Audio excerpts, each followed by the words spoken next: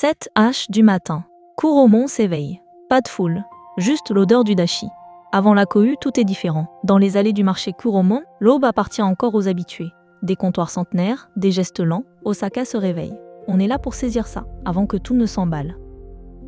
Ce matin, 4 adresses que les habitués gardent jalousement. Du tamagoyaki roulé à la main jusqu'aux sashimi les plus purs du marché. Une soupe miso de légende des takoyaki d'une autre époque. Arriver tôt. S'attarder. Savourer chaque instant avant la foule. Yamachiku. Un siècle de gestes précis. Et l'omelette sort encore fumante. Les mains du maître plient l'œuf en 3 couches serrées, sans hâte. On s'approche du comptoir en bois patiné par des décennies de service. Légèrement sucré, moelleux au cœur, doré en surface, la texture dit tout.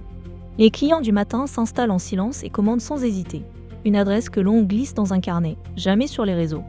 Yamachiku ouvre dès 6h. Le tamagoyaki se mange chaud. On commande sur place, debout, et on prend le temps de savourer. Premier arrêt. Et déjà, Kuromon tient ses promesses.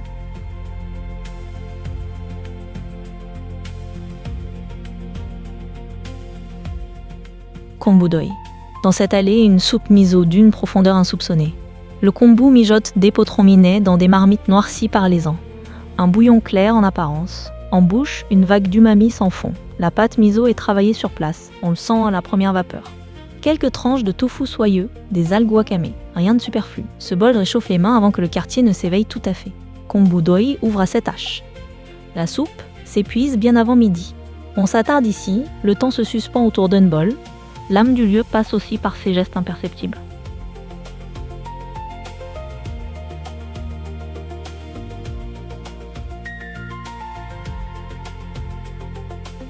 Yuachiban. Des plaques en font depuis 1970 un geste absolument inchangé. Les billes de pâte gonflent lentement, retournées d'un coup de pic expert. Ces takoyaki sont surdimensionnés. Cœur crémeux, croûte franche, sans détour. La sauce coule, les copeaux de bonite frémissent dans la chaleur montante. On mange debout, le petit carton brûlant entre les doigts, dans l'allée. Populaire, festif, sans prétention, c'est la signature de cette ville. Yuachiban est en plein cœur de Kuromon, ouvert dès 8h. 6 pièces pour quelques centaines de yens, incontournable. L'odeur de la pâte grillée flotte loin dans les ruelles.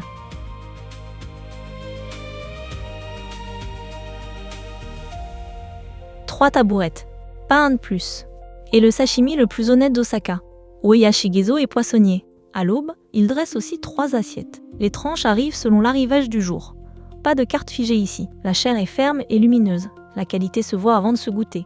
Pas de décor, pas de musique, juste le quartier qui bruisse autour de soi. Ces assiettes n'existent qu'ici, à 7h, à ce comptoir précis. Oyashigezo ouvre à 6h30, les tabourets partent vite. On s'assoit, on attend, on écoute. Le reste vient seul. C'est ça, Kuromon avant l'agitation. Brut, vrai, inoubliable.